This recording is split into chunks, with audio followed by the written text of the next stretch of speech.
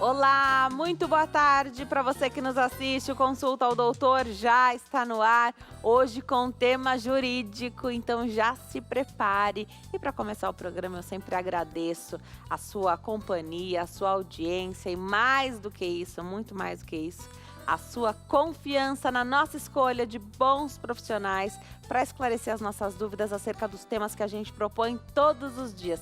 Você está interessado pelo nosso tema jurídico de hoje? Então vamos saber qual é ele agora. A pandemia de Covid-19 mudou a rotina de todos, inclusive quando o assunto é emprego, a possibilidade de trabalhar à distância, o conceito de jornada de trabalho, mudança nas relações trabalhistas. Para as empresas, o que mudou? E para o trabalhador, quais foram os principais impactos da pandemia? O Consulta ao Doutor de hoje tem tema jurídico e já está no ar.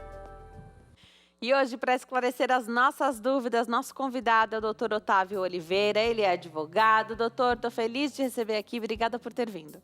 Obrigado, é um prazer estar aqui com vocês, Denise. Hoje a gente fala desse tema que continua mexendo com a vida das pessoas, né? Os impactos da pandemia, a gente tem falado no que diz respeito à saúde, também no que diz respeito ao direito. Já tivemos oportunidade de falar os impactos da pandemia no direito previdenciário e hoje falando dos impactos da pandemia no direito do trabalho. Muito importante a gente relembrar a reforma trabalhista que aconteceu antes da pandemia, que já tinha gerado muitas dúvidas, a gente ainda estava se adaptando a essa reforma. Queria que você relembrasse a gente, então, quando é que ela foi aprovada, quando é que ela entrou em vigor e depois o baque, né? Ninguém esperava o decreto da pandemia. Então, Denise, o direito do trabalho, como você comentou, ele vem passando por diversas transformações nos últimos anos, em especial com o advento da reforma trabalhista, que entrou em vigor em novembro de 2017, né? Essa reforma trabalhista ela trouxe uma flexibilidade muito grande nas relações do trabalho. Muito se discutiu se os empregados perderam direitos, se os empregadores foram beneficiados com essa reforma, mas, de um modo geral, a reforma foi muito produtiva, porque ela trouxe para o empregador que estava numa dificuldade muito grande em relação a questões trabalhistas, uma possibilidade de flexibilizar as relações do trabalho. E nos anos posteriores, de 2018, 2019, muito se discutiu, inclusive, sobre a constitucionalidade de determinados temas, né? E quando o assunto nós pensávamos que já tinha se acabado, surgiu a pandemia no início de 2020. E com o decreto de isolamento social, muitas empresas fecharam seus estabelecimentos, perderam faturamento e, consequentemente, tiveram que demitir muitos funcionários. Foi então a necessidade do governo federal implantar algumas medidas para ajudar tanto essas empresas, como também para preservar o emprego e a renda dos trabalhadores. Enquanto a gente estava se acostumando com o tema da reforma e as mudanças que ela tinha trazido e alguns ajustes também que estavam sendo feitos, tanto no entendimento, né? O direito ele sempre traz algumas lacunas que a gente vai entendendo ao longo do tempo, vai havendo jurisprudência. A gente abordava aqui algumas questões que, olha, ainda não tem jurisprudência sobre isso, mas breve teremos. Aí vem a pandemia e muda totalmente a rotina e o dia a dia de todos, mas do trabalho também, né? Então, as empresas vão fechar as portas porque não conseguem ficar sem o trabalho. E aí não é só fechar as portas, você tem que arcar com as rescisões de contrato ali, né? Então não é simples. Houve uma procura muito grande por parte das empresas antes da medida provisória, antes das MPs, né, pelos advogados do trabalho, para saber o que dava para fazer.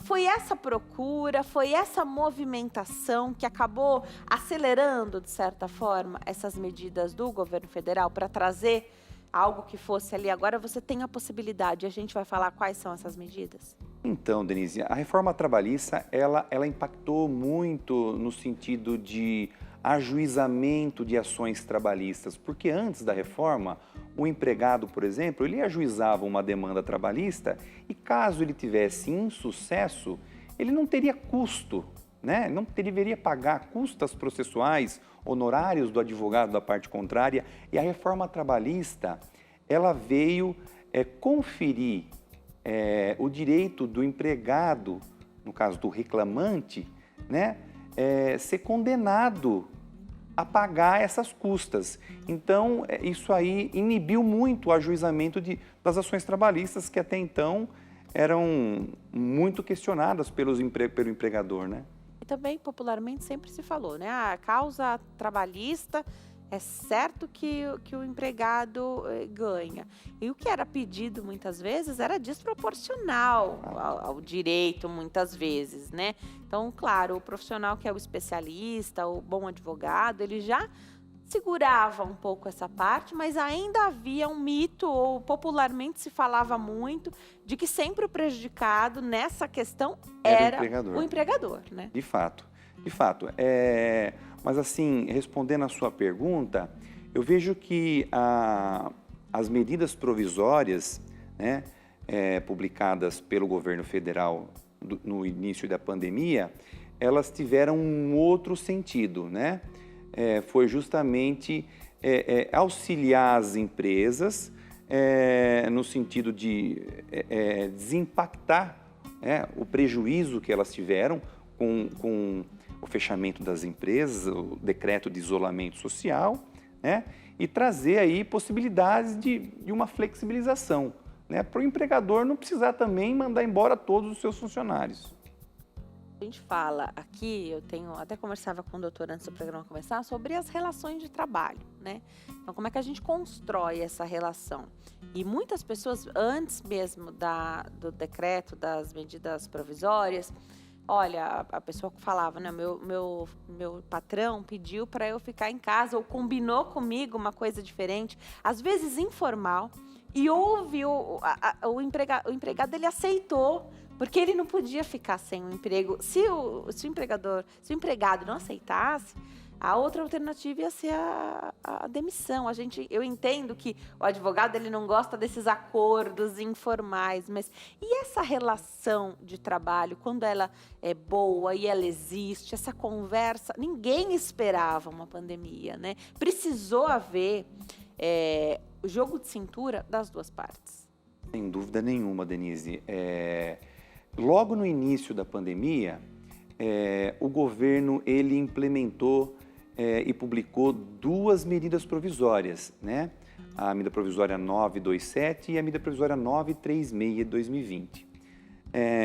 Na medida provisória 927, ela trouxe ferramentas para o empregador minimizar o seu custo, o seu impacto trabalhista.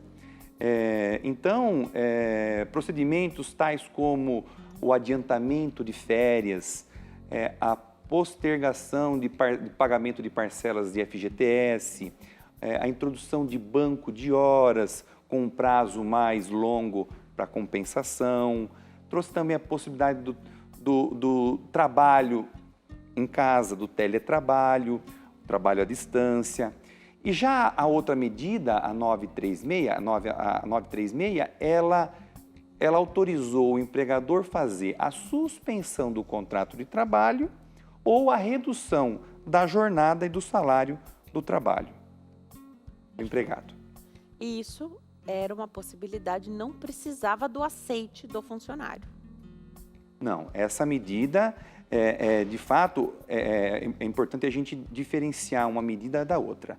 A medida provisória com o interesse de suspender o contrato de trabalho ou reduzir a jornada, ela tinha sim que ter a anuência do empregado.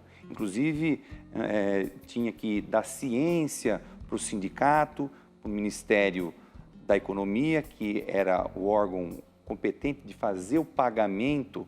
Depois a gente vai falar um pouco mais detalhado como que se deu o pagamento desse benefício pelo governo. Mas então, tinha que ter anuência do empregado nesse momento. Ocorre que o empregado ele não tinha muita alternativa, porque ou ele aceitava essas medidas ou, com certeza, ou ele ia ser demitido pelo empregador, né? Já as medidas flexíveis de se antecipar férias, adotar banco de horas, fazer o teletrabalho, isso foi autorizado um ato unilateral do empregador. Perfeito.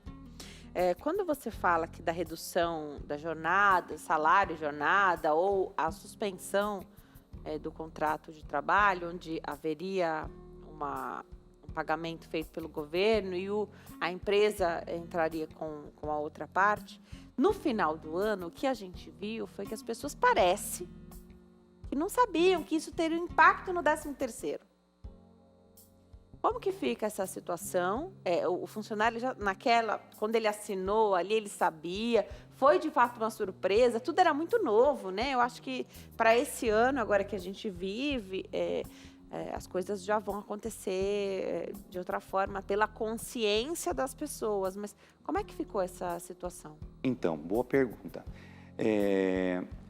Nós temos duas modalidades, a redução de jornada de trabalho e salário e a suspensão do contrato de trabalho. Quando ocorre a suspensão do contrato de trabalho, suspende-se também o direito do empregador de fazer recolhimentos de 13º proporcional, de FGTS, e também não conta como tempo de serviço. Perfeito, porque vai Entendeu? ter um impacto lá na parte previdenciária. Nesse ponto é que o empregado ele deveria fazer um recolhimento autônomo, Perfeito. certo? Já na questão de redução de jornada e salário, o contrato manteve-se em vigor e o 13º deveria ser pago integralmente. Perfeito. Excelente. E por que é bom você ter, então, fazer essa consulta com o advogado? Porque para não ser pego de surpresa depois, né? Para depois não chegar a pergunta falando da Previdência e você perdeu esse tempo. Porque, se eu não me engano, a possibilidade dessa suspensão, eu não sei como é que é hoje, mas no ano passado era de 3 meses, é isso? Na verdade, ela inicialmente houve a possibilidade de fazer a suspensão do contrato de trabalho por 60 dias, que depois houve prorrogações. Perfeito. E redução de jornada inicialmente de 90 dias e também houve uma prorrogação. Importante lembrar que essas medidas provisórias do ano passado, uma medida provisória a que tinha interesse de flexibilizar direitos, ela se caducou, ela perdeu vigência. A outra, ela foi convertida em lei. Lembrando que a medida provisória, ela tem validade de 60 dias por mais 60 dias. Passado esses 120 dias, ou é convertida em lei ou ela caduca, tá? A medida provisória 936, que reduziu o salário e suspendeu o contrato, ela foi convertida em lei, tá? Esse ano de 2021, surgiu novamente a necessidade do governo federal auxiliar a empresa e o empregado. Foi aí que surgiu novas duas medidas, a 1045 e a 1046, que na verdade ela veio trazer novamente praticamente idêntico o texto das medidas provisórias do ano passado. Elas entraram em vigor agora no dia 28 de abril, com um prazo de 120 dias. Perfeito. Chegou uma pergunta aqui, a Isanete de Mauá, aqui em São Paulo, ela conta que foi demitida da empresa na qual trabalhava. Ela não fala se foi no período da pandemia, não foi, e quando que isso se deu. Se tivesse informação, vou pedir para as meninas me atualizarem. Essa demissão aconteceu devido a uma calúnia contra ela. Ela levou diversas suspensões e advertência sem motivo, ela diz. Devido a isso, ela desenvolveu vários problemas psicológicos e hoje faz uso de remédios. Ela quer saber se pode entrar com uma ação judicial contra a empresa e te pergunta quais são os recursos necessários para o início dessa ação. Então, Denise, toda pessoa que é dispensada por um motivo, No caso, eu acredito que ela tenha sido dispensada sem justa causa, mas trouxeram um motivo de calúnia para talvez fundamentar a dispensa do empregador.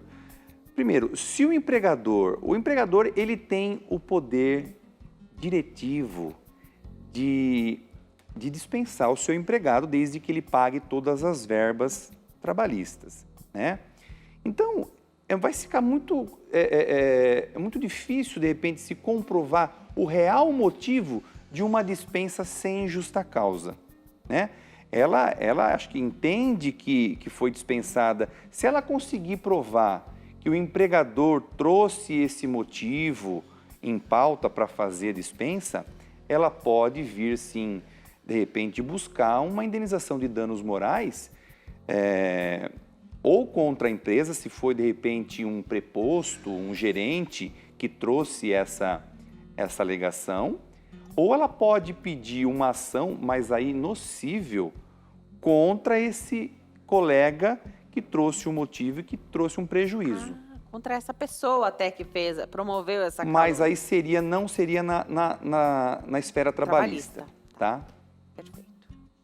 É bom as pessoas saberem que sempre que elas se sentirem lesadas, elas podem procurar a justiça, né? Agora, quais argumentos e o que ela precisaria para fazer as provas, aí vai depender de cada caso, e o primeiro juiz da causa é sempre o advogado, que a gente procura, né? Sem dúvida, acho que o advogado ele é essencial para a justiça, e principalmente nessa fase de mudanças constantes na legislação, a gente sempre orienta a procurar um advogado ou procurar o sindicato de classe para ter uma orientação e saber como conduzir a situação.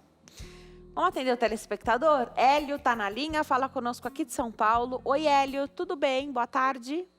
Tudo bem, boa tarde.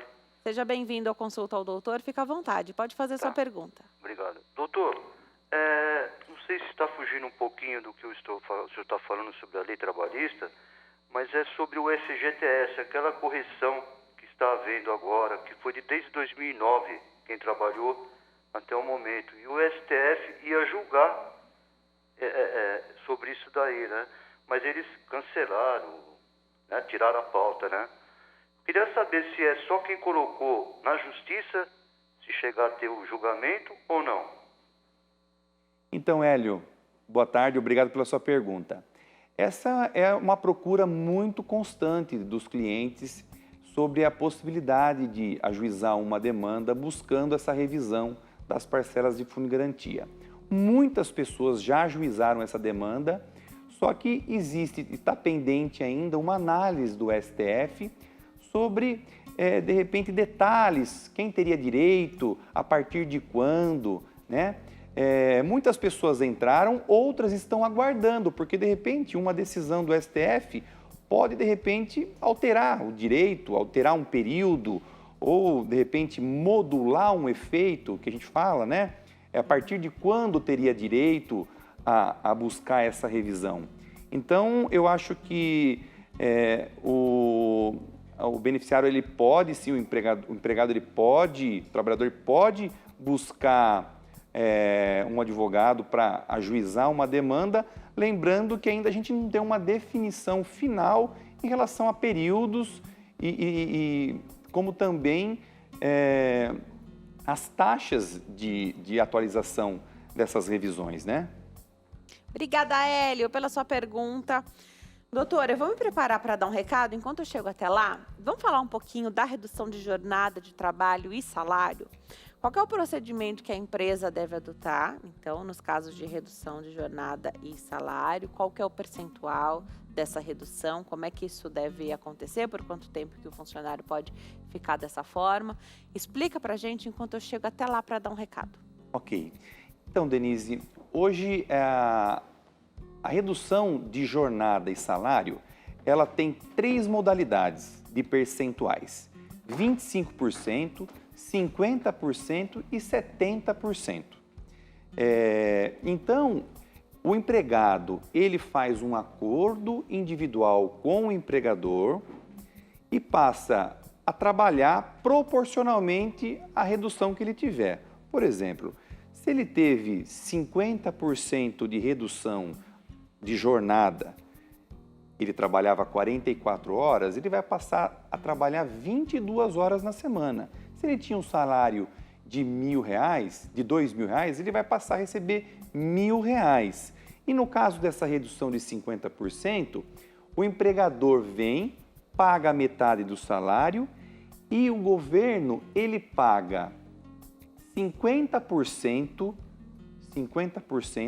da parcela de seguro-desemprego, que é a base que o governo utilizará para fazer essas compensações, tanto nos casos de redução de jornada e salário, quanto nos casos de suspensão do contrato de trabalho. Vou para o intervalo, no próximo bloco tem mais bate-papo. Até já.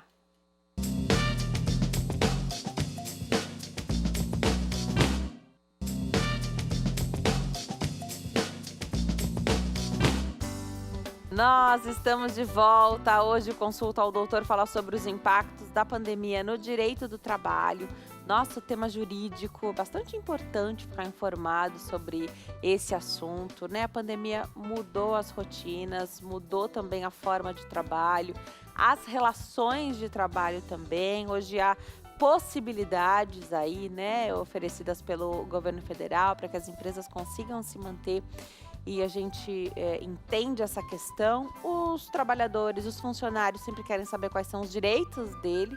Por muito tempo pensou-se que sempre quem tinha mais direito eram os funcionários. Já com a reforma trabalhista, algumas coisas foram pontuadas e durante a pandemia o que a gente viu é que precisa ter flexibilidade dos dois lados, porque senão não há empresa que consiga se manter e com isso os empregos vão todos embora, né? Então, nosso tema jurídico de hoje, você pode ligar e participar, 0 operadora 11 3337 5886. Nosso convidado é o Dr. Otávio Oliveira, que é advogado. Falei bobagem nesse comecinho de bloco. Doutor, os empregos precisam ser mantidos, né? Sem dúvida nenhuma. Eu acho que o objetivo principal dessas medidas provisórias foi justamente isso, manter o emprego e a renda do trabalhador, mas, por um outro lado, auxiliar as empresas, né? Dar um fôlego para as empresas. Acontece que quando o funcionário, por qualquer situação, inclusive dessas que a gente fala da redução de jornada de trabalho e aí há a redução de salário ou a suspensão de trabalho, às vezes é a contragosto, o funcionário não exatamente queria isso. E ninguém queria que a pandemia tivesse acontecido, né? Ninguém queria a situação que a gente vive hoje, né? E o funcionário pode achar que, não, mas eu não queria que isso acontecesse e acredita-se que tenha, então, direitos sobre essa situação. A pandemia trouxe um cenário diferente. Aliás, já com a reforma trabalhista, essas situações foram bem pontuadas, como você abriu o programa falando, né? Sem dúvida nenhuma, sem dúvida nenhuma. O que impactou de forma negativa é que, dependendo do salário, da remuneração de alguns empregados, essas aplicações de redução, de suspensão de contrato, trouxeram prejuízos, né? A pessoa, o empregado, passou a ter uma remuneração, um salário inferior ao que ele recebia.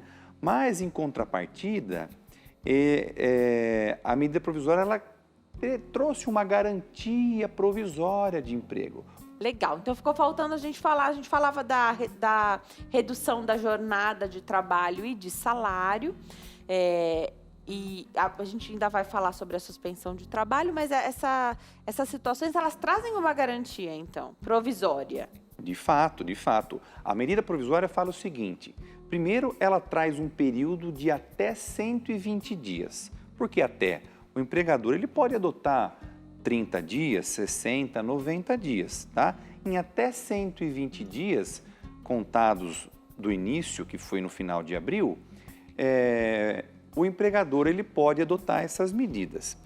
E como que fica depois disso?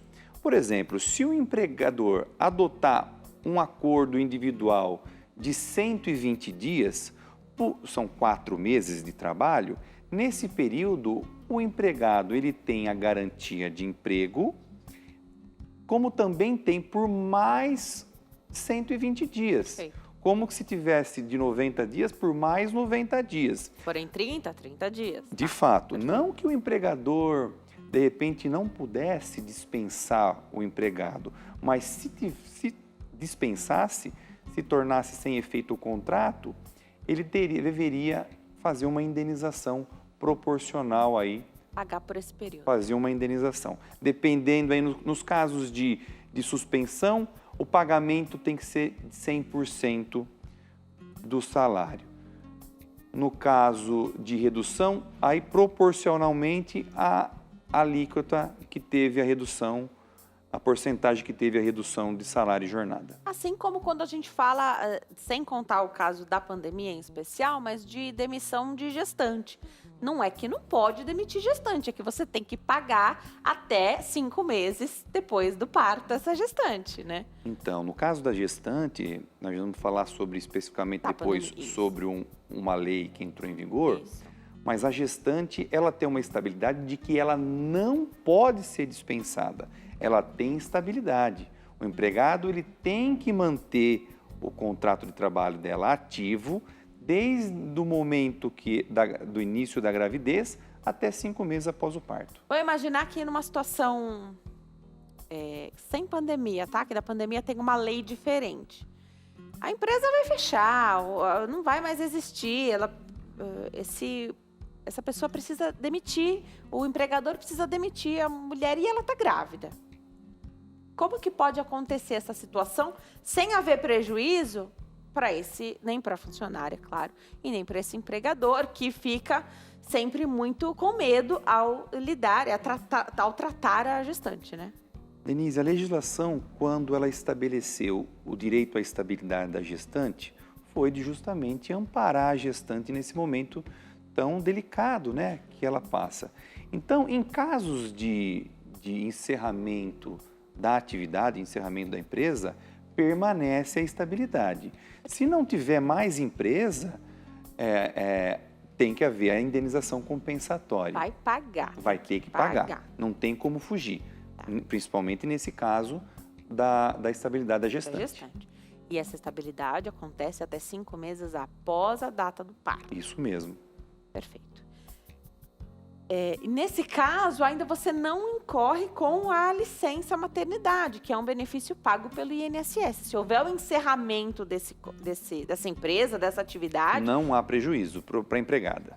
Quem vai arcar com esse pagamento todo é a empresa. Lembrando que no período de 120 dias, ela se afasta pelo auxílio maternidade. Isso, que é pago pelo INSS. Isso. Tá, perfeito. Vamos voltar, então, aqui. A gente falou sobre a redução de jornada de trabalho e salário e também tem a suspensão do contrato de trabalho. Pode acontecer por que período? Quais são os procedimentos que a empresa precisa tomar? É a mesma coisa do que a outra situação? É muito parecido, Denise. A suspensão do contrato de trabalho, ela pode ter o efeito dela, o prazo, pelo período de 120 dias, gera uma estabilidade pelo período em que foi suspenso o contrato de trabalho e o empregado é feito um acordo individual, necessita da anuência do empregado nessa situação também, como na redução de jornada. Existe uma comunicação para o Ministério do Trabalho e o empregado passa a receber a primeira parcela do governo no prazo de até 30 dias, tá? Lembrando que o valor que terá direito o empregado que teve o contrato suspenso, ele vai se basear na regra do seguro-desemprego. Nós temos 3 faixas de pagamento de seguro-desemprego. Um é 1.600 e alguma coisa e o valor maior de 1.911. Então, se ele recebe mensalmente um salário nessa faixa, não haverá tanto prejuízo financeiro para ele. Mas se ele recebe um valor um pouco maior, ele vai ter um pouquinho de redução aí na sua remuneração pelo período que ficar suspenso o contrato. Com certeza uma situação que muitos funcionários não gostariam de viver, mas é a opção que apareceu e a empresa muitas vezes precisou abraçar para se manter aberta e manter a possibilidade de se recuperar e nesse retorno as coisas se estabilizarem, né? Sem dúvida, Denise, principalmente para as empresas que tiveram perda de faturamento, empresas relacionadas à alimentação, bares e restaurantes, que não puderam mais abrir as suas atividades, tiveram que fazer o trabalho de delivery, mas nem sempre o delivery gera o mesmo faturamento do que a empresa está com o seu estabelecimento aberto, né? Então, ela tinha duas situações: ou ela dispensava o empregado numa situação pandêmica de fragilidade, ou ela fazia essas medidas, ela aplicava essas medidas para segurar o emprego, mas também ela ganhar um fôlego, né? Desembolsar o menos possível, porque ela teve que diminuir custo, né? Então, essas medidas auxiliaram em muito as empresas. Você recebeu questionamento das duas partes, tanto dos funcionários quanto das empresas? Porque as empresas maiores, elas já têm um jurídico, já tem um departamento voltado para isso, um suporte muito bem feito, mas muitas empresas não, né? Sem dúvida, Denise, essa medida foi aplicada para todas as empresas, tá?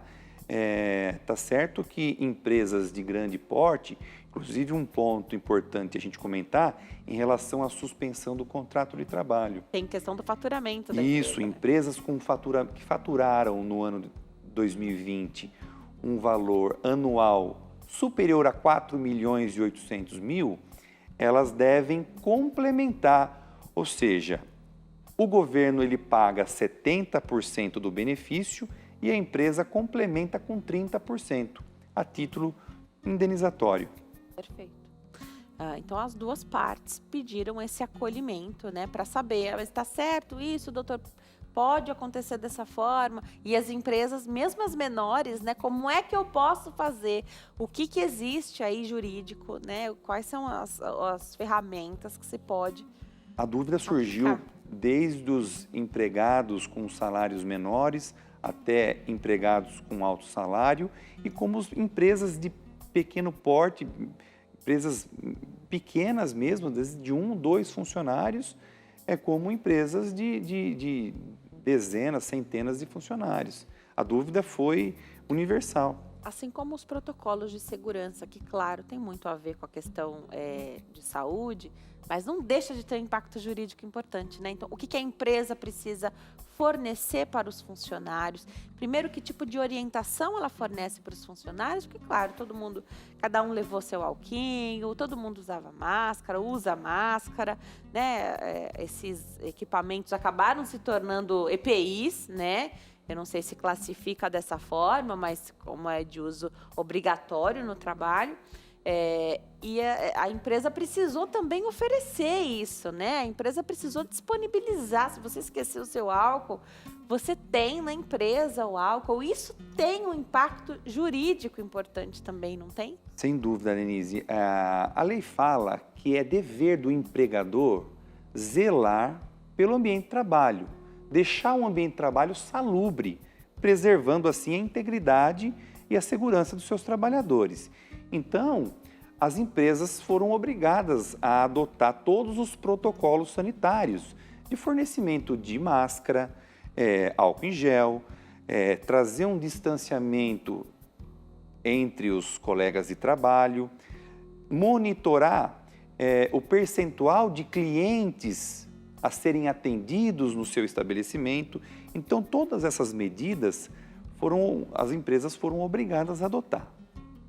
É para a segurança de todos e precisa ser respeitado, né? Então, algumas fazem marcação no chão, outras orientam, né? O estabelecimento comercial, você precisa fazer essa marcação, restringir ali o acesso.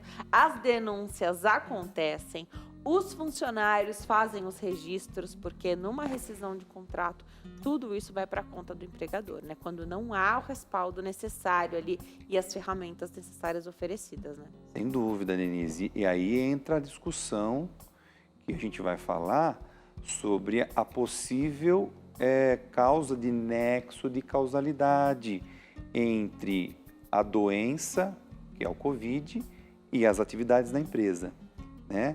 Se ficar demonstrado, já entrando no tema, Por favor. se ficar demonstrado por parte do empregado, se ficar constatado numa ação judicial, numa perícia, que esse empregador não adotou todos os procedimentos, os protocolos sanitários, como uma entrega de um EPI, de uma máscara, de um álcool em gel, de um distanciamento, se não proteger os seus empregados, isso pode configurar o nexo de causalidade e a Covid pode ser entendida como doença profissional. Aí, inúmeras consequências isso aí pode trazer para o empregador. Agora, como provar esse nexo de causalidade? O doutor fala daqui a pouquinho. Vamos atender o telespectador. José está na linha de Caçapava, interior de São Paulo. Oi, José, tudo bem? Boa tarde. Boa tarde, tudo bem? Seja bem-vindo ao Consulta ao Doutor. Fica à vontade para fazer a sua pergunta. Muito obrigado. É assim, eu sofri um acidente de moto dia 22 de abril de 2019. E eu faria os 65 anos dia 3 de maio. Só que como foi dia 22 de abril, eu estava hospitalizado, acamado com a tala da sola do pé na virilha. E aí, após, eu fui para a cidade fronteira e ia no hospital fazer curativo, passar pelo médico, assim, conforme ele determinava, 2 vezes por semana, um dia sim, um dia não. E nesse período, dia 3 de maio, eu tenho todos os diários do hospital comigo e fiz o pedido de aposentadoria junto com um agendamento que eu fiz em São José dos Campos por via internet e o pedido de aposentadoria e a perícia médica, auxílio doença. Fui contemplado até o mês de agosto pelo INSS de Frutal. E de lá para cá, eu agendei perícia após mês de agosto em São José dos Campos, Taubaté, com um laudo médico, um exame de Doppler, sabe? E tenho sido negado todos os auxílios doença e a minha aposentadoria ainda não saiu. Hoje eu estou com 67 anos, eu sou do dia 3 de maio, eu não sei exatamente que dia é hoje, mas aí é 67 anos e um mês e uns dias de vida. Então, eu gostaria de saber se eu vou ser contemplado pela aposentadoria, se mudou alguma coisa, porque eu estava aguardando a idade, porque antes do acidente eu passei em São José do Rio Preto, numa perícia de INSS, como faltava 11 dias para eu completar os 65 anos, de repente o técnico do INSS de São José do Rio Preto me disse: o dia que o senhor fizer os 65 anos, dia 3 de maio, o senhor vai em qualquer INSS, pede sua aposentadoria. Mas só que não foi possível por causa do acidente. Obrigada, José, pela sua pergunta. Esse é um tema previdenciário. Vou pedir para o doutor, se puder, dar uma pincelada em como a gente consegue ajudar nosso telespectador.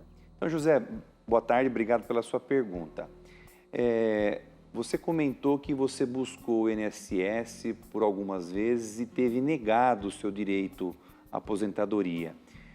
Quando acontece essas situações e o beneficiário ele já possui o tempo necessário ou ele possui situações que podem, de repente, prorrogar um benefício previdenciário e é negado pelo INSS administrativamente, ele tem que buscar a Justiça Federal, tá?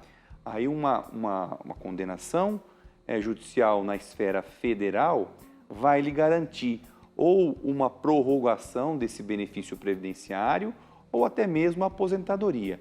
Eu acho que caso você tenha uma dificuldade, é muito interessante você procurar um advogado da área previdenciária. Doutor, você falou da Covid, da possibilidade ou não de colocar a Covid como uma doença do trabalho, né? Isso. E a gente tem visto, doutor, internações longas, recuperações difíceis, onde a pessoa precisa reaprender a andar, situações que vão fazer, e a falar, situações que vão fazer com que a pessoa, o funcionário, né? Hoje nós somos ativos por mais tempo na vida, né? Então você tem pessoas empregadas aí em idades variadas, vivendo a sua 7ª, 8ª década de vida.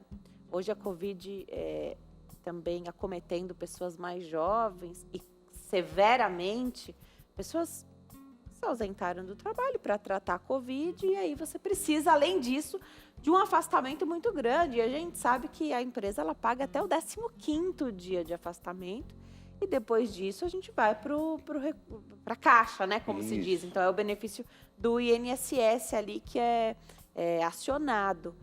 Como que fica essa questão, então? Faz diferença você provar a causalidade no trabalho? E como fazer isso? Porque a gente não sai de casa numa bolha para chegar no local de trabalho, né?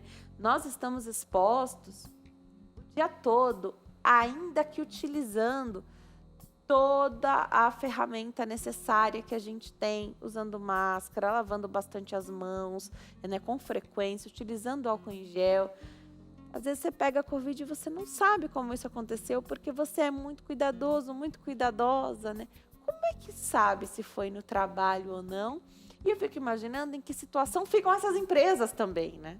Sem dúvida nenhuma, Denise. Esse é um tema que foi muito discutido ano passado, com o início da pandemia. A doença, a Covid, pode ser considerada como doença do trabalho?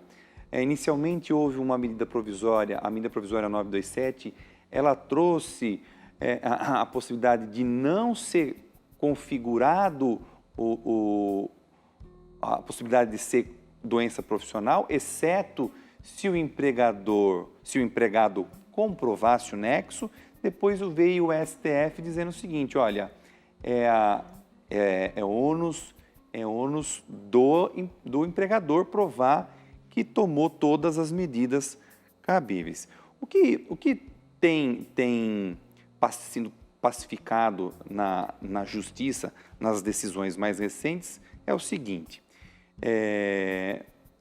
a empresa, conforme eu comentei, ela deve adotar todos os protocolos sanitários, certo?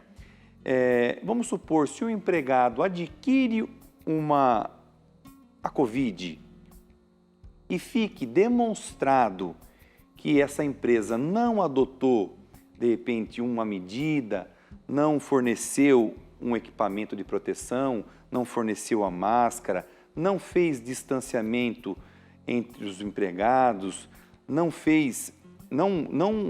fiscalizou o uso desses equipamentos, porque não basta só fornecer, é dever do empregador também fiscalizar o uso por parte dos seus empregados de todos os EPIs. Pode tomar advertência, pode tomar suspensão. Sem dúvida, o empregado pode ser punido caso não cumpra essas regras, né? Então, o que tem se pacificado é, constatada a não aplicação das medidas sanitárias, pode sim configurar um nexo de causalidade entre a Covid e as atividades na empresa. Uma segunda situação, que aí pode-se presumir o nexo de causalidade, é para os empregados que atuam na área da saúde, os chamados linhas de frente, o enfermeiro, o médico, técnico de raio-x, técnico de enfermagem. Essas pessoas lidam habitualmente, constantemente com pessoas portadoras da Covid. Então, pelo risco da atividade, presume-se que essa doença foi adquirida no trabalho, gerando assim, configurando o direito. Quais são os direitos do empregado portador de doença profissional? E isso vale para todo tipo de doença, como também para os acidentes de trabalho. O empregado que tem uma moléstia, seja por doença ou por acidente, nos primeiros 15 dias de afastamento, o empregador é obrigado a fazer o pagamento. Passados 15 dias, o empregado ele entra em afastamento. No caso de doença e acidente comprovado, ele recebe um benefício chamado auxílio doença acidentário, né? Ele permanece afastado pelo INSS, recebendo esse benefício pelo tempo que a perícia, que o INSS E é diferente conferir. do auxílio doença simples, o acidentário, a remuneração é maior. O que acontece principalmente, além de ser maior, gera a partir da alta, a partir da cessação desse benefício, uma estabilidade de 12 meses no emprego. O empregador não pode dispensar esse empregado pelo período de 12 meses. Sem contar, Denise, que caso fique demonstrado uma sequela física por parte desse empregado, o empregador deverá indenizar. Ok? Perfeito.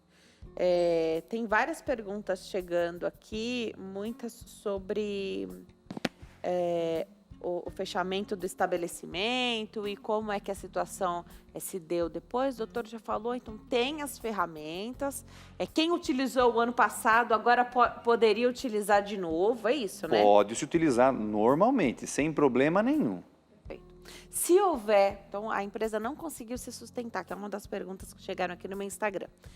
Houve a utilização dessas ferramentas do governo federal, então, para manutenção de emprego e renda, e depois a empresa não conseguiu se manter, mesmo dessa forma.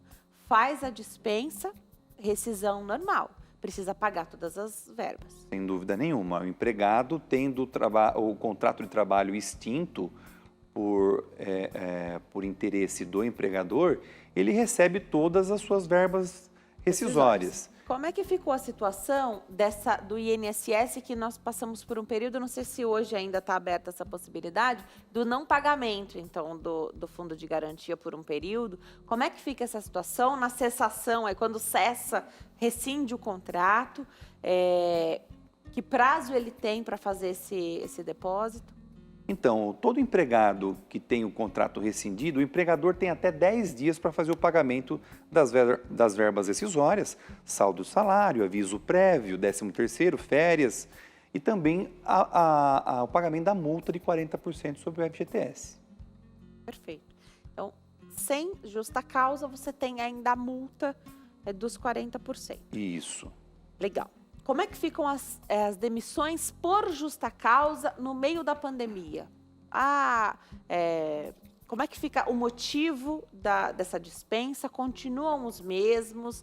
Existe uma regra para isso? Havia já uma tendência, e até muitos advogados do direito do trabalho falavam sobre isso, da reversão, que dependendo do caso, havia a possibilidade de você reverter essa situação, e muita gente buscou isso, se havia por certo o direito ou não, como abriu-se essa possibilidade, né? E a perda é grande quando há uma demissão por justa causa. Como é que fica isso durante a pandemia? Muda alguma coisa? Então, Denise, praticamente não houve mudança nesse sentido.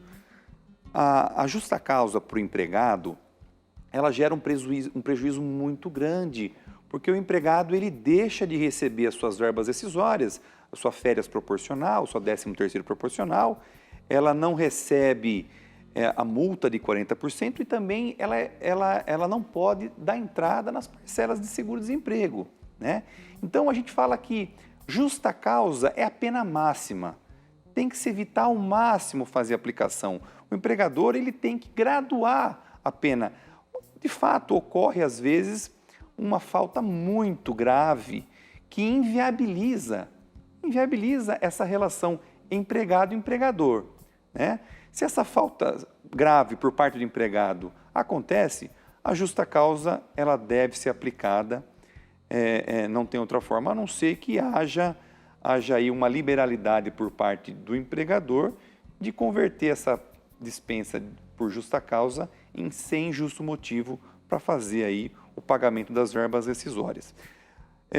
Durante a pandemia, muito se cogitou, porque como algumas medidas foram necessárias com a anuência do empregado, muito se discutiu, alguns empregados de repente não quiseram concordar com certas atitudes, pediram a rescisão indireta, que é aquela por culpa do empregador, quando o empregador comete alguma falta, deixa de cumprir alguma obrigação.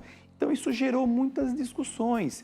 Se a justa causa deve ser mantida, se deve ser revertida em sem justo motivo. A orientação que é dada é ter muita cautela, principalmente num período pandêmico, porque as pessoas estão muito fragilizadas, Denise. Tanto as empresas com uma perda de faturamento, quanto as pessoas, né? Às vezes por motivo de doença na família. Então, é um período muito sensível em que deve haver uma conversa, deve haver um debate entre empregado e empregador, para que, caso chegue ao ponto de rescindir o contrato, ele se torne pelo meio mais tranquilo, que seja pela forma sem justa causa, para o empregado ter direito a receber suas verbas. Eu vou me preparar para dar um recado em 1 minutinho, doutora, a gente só tem esse tempo. O motivo da dispensa por justa causa precisa ficar claro para o funcionário? E se ele houver, não, mas isso não aconteceu, ou houve uma justificativa para fazer isso, realmente houve essa situação, mas houve uma justificativa, alguém pediu, houve uma ordem, e se essa dispensa por justa causa pode acontecer meses depois? Explica para a gente enquanto eu chego até lá. Ok. Então, Denise, a dispensa por justa causa, a lei fala que o empregador ele tem que agir de forma imediata ao conhecimento dos fatos. Então, chega aos ouvidos do empregador que determinado empregado cometeu uma falta, imediatamente o empregador ele deve efetivar a dispensa por justa causa. E o motivo tem que ser claro, não pode haver dúvida. Inclusive, se for judicializada a questão, é ônus do empregador demonstrar o motivo inequívoco para a dispensa por justa causa. Vou para o intervalo. No próximo bloco eu volto para a gente falar mais sobre o direito do trabalho e os impactos da pandemia em tudo isso. Até já.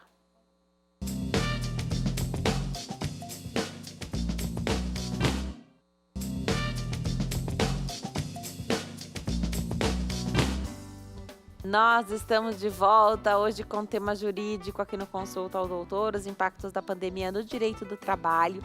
Deixa eu te convidar a seguir as redes sociais da emissora. É muito importante que você nos encontre. Aí você segue, curte, compartilha a rede social que mais te interessa. Tem gente que prefere o Instagram, aí faz isso no @TVHit, outros que são adeptos do Facebook, é Hit TV Oficial.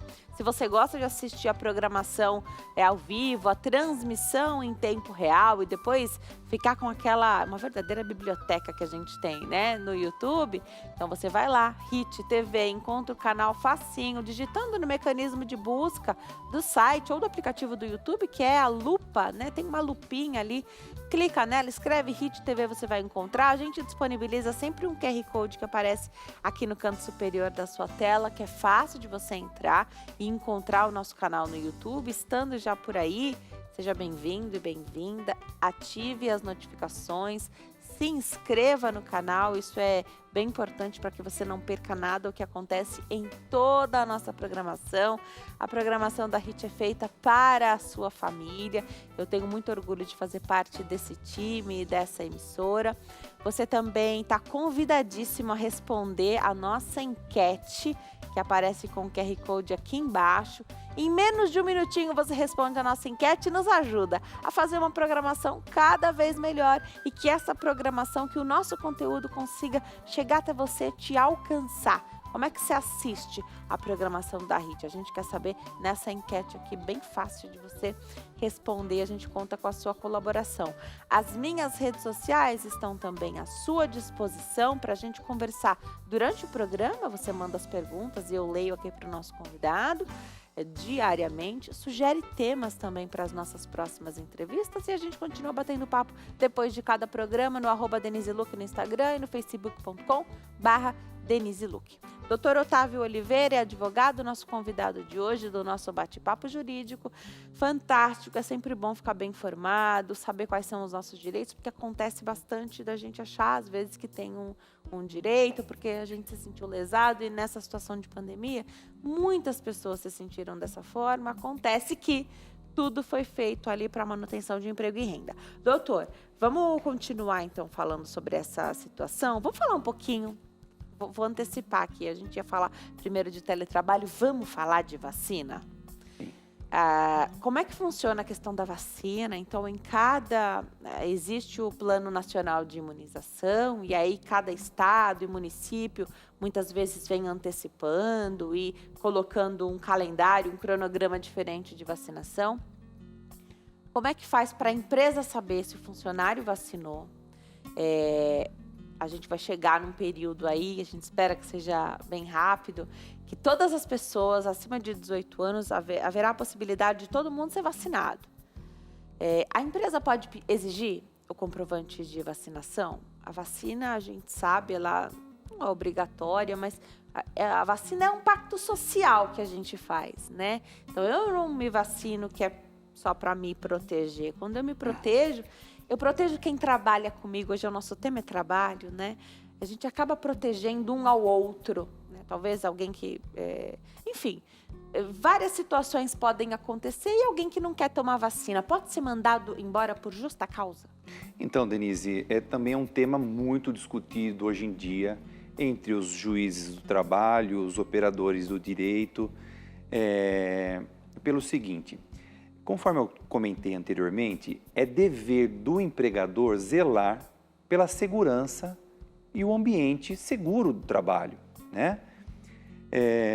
Muitos têm comentado sobre a obrigatoriedade da vacina ou não, muitos têm discutido sobre a eficácia de uma vacina ou de outra, se pode causar algum prejuízo ou não, mas trazendo para as relações do trabalho entre empregado e empregador, eu entendo que o empregador ele pode sim pedir para que o seu empregado, desde que já esteja apto a isso, né, desde que esteja na idade e que tenha vacina disponível, sim comprovar se ele se vacinou, se imunizou ou não, para a segurança não só dele, como para os demais. Lembrando que o interesse coletivo se sobrepõe sobre um direito individual, né?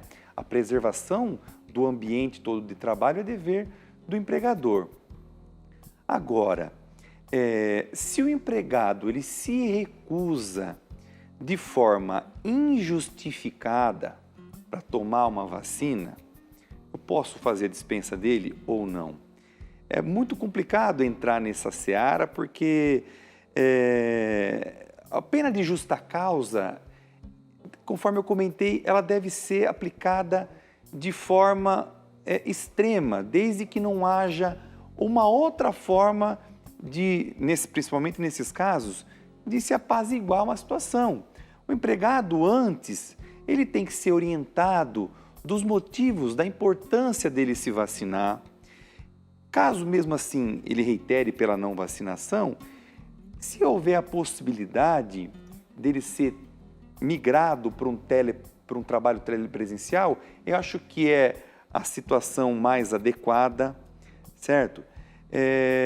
Agora, caso isso não consiga chegar num consenso, caso a situação permaneça, e tendo o empregador o dever de zelar pela sanidade, pelo bem-estar do seu estabelecimento, ele pode iniciar situações de advertência e punições em relação ao empregado, certo?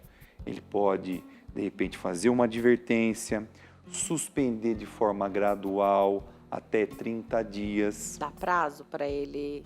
Dá prazo para ele se vacinar, pensar o que ele está fazendo. O empregador ele pode chegar numa situação de adotar algumas medidas provisórias que a gente comentou anteriormente, mas assim, falando abertamente, francamente, eu acho que o empregador, a justa causa, causa um prejuízo muito grande, principalmente numa fase dessa pandêmica, e o motivo até é discutível, né?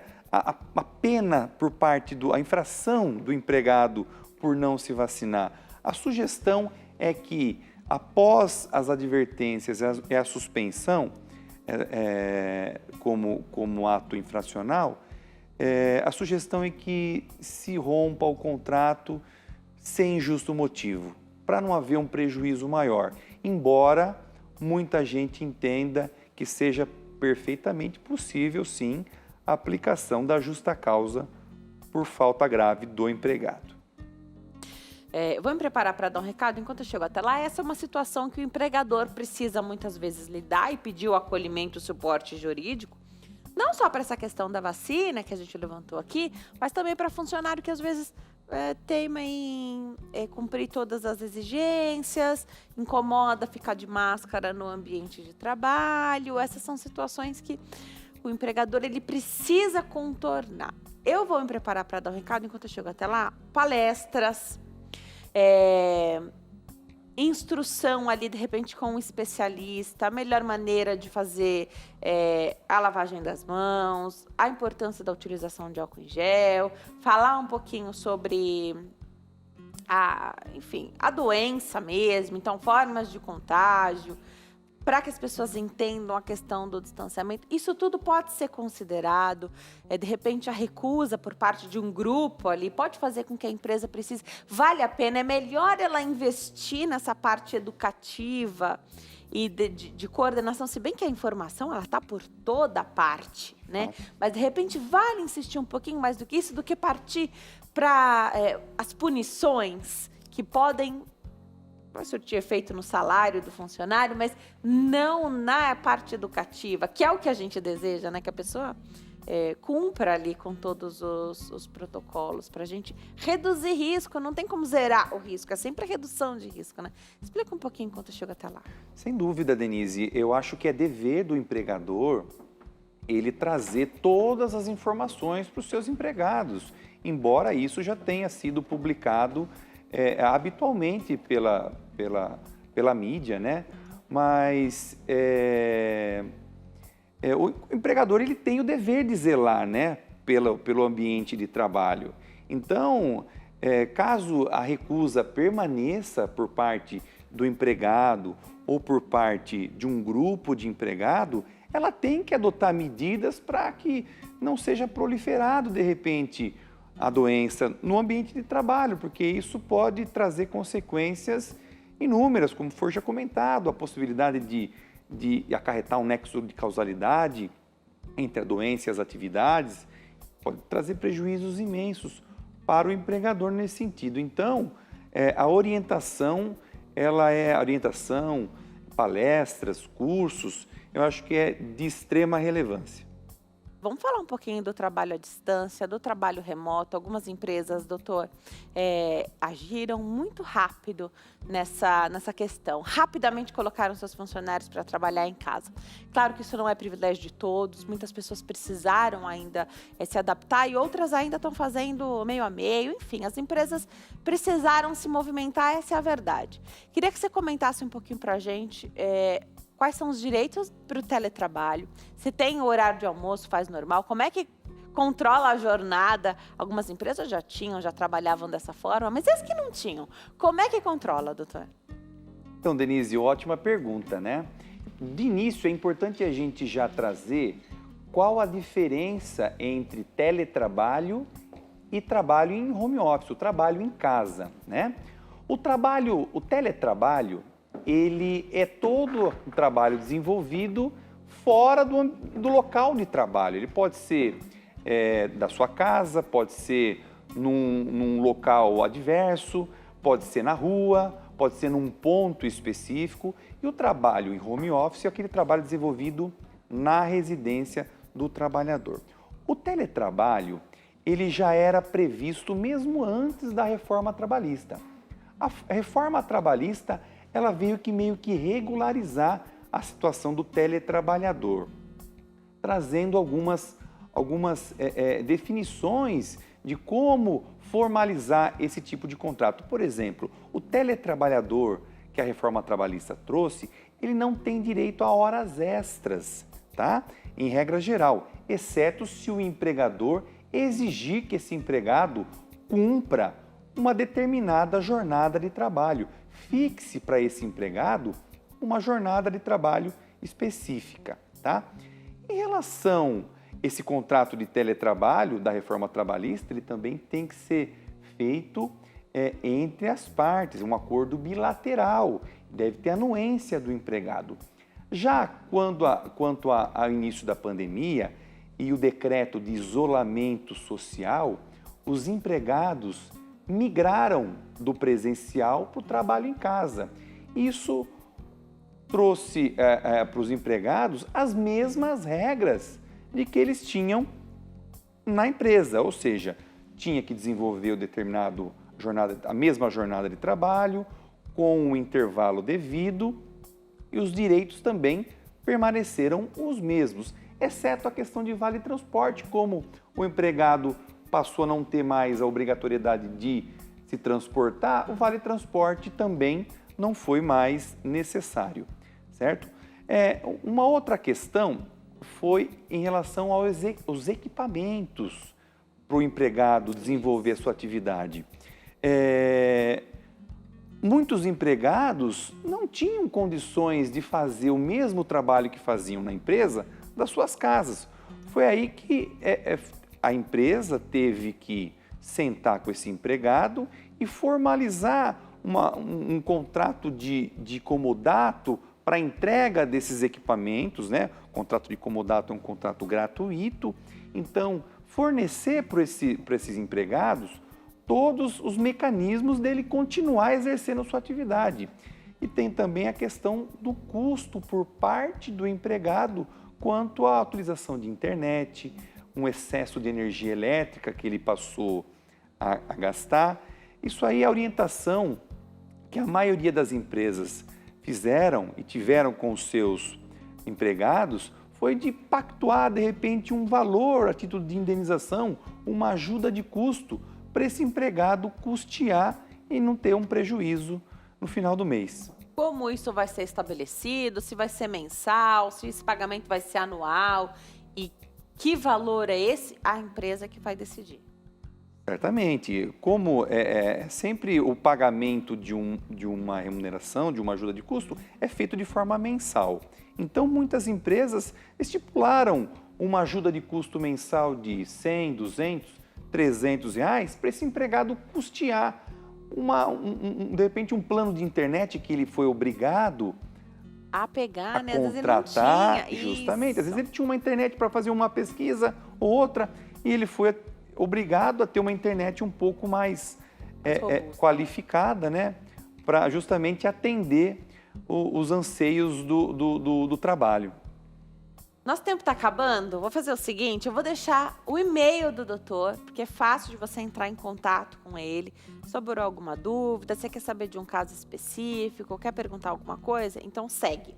Otávio@barbosaadvogados.com.br Otávio@barbosa.advogados.com.br E tem um telefone que é o WhatsApp, que é 11, anota, hein? 11 992 15 6696. 11 992 15 6696 é o WhatsApp, manda sua mensagem. Se você não conseguiu anotar, me pergunta nas minhas redes sociais que eu vou ficar feliz de te ajudar com essa informação. São muitas as perguntas, acho que desde que a pandemia começou, o que mais aconteceram foram as lives falando sobre esse tema e os programas que têm a possibilidade de trazer os convidados, a gente fez isso, que é realmente para esclarecer. Você está convidadíssima a voltar, bate-papo foi ótimo. Faltou tempo para a gente falar de tanta coisa que tinha sobre o tema. Está convidada a voltar, doutor. Obrigada por ter vindo. Denise, eu que agradeço, fico à disposição a todos que estão nos acompanhando para eventuais dúvidas e eu acho que torcer para que isso termine o mais rápido possível, lembrando que isso aí já causou muita dor para muita gente no aspecto moral, familiar, então a gente tem que ter cautela e ter calma para isso aí passar o mais rápido possível. Obrigada, viu? Obrigado Bom fim você. de tarde. Obrigada a você que escolheu ficar bem informado aqui conosco. Fiquem com Deus e até amanhã. Tchau.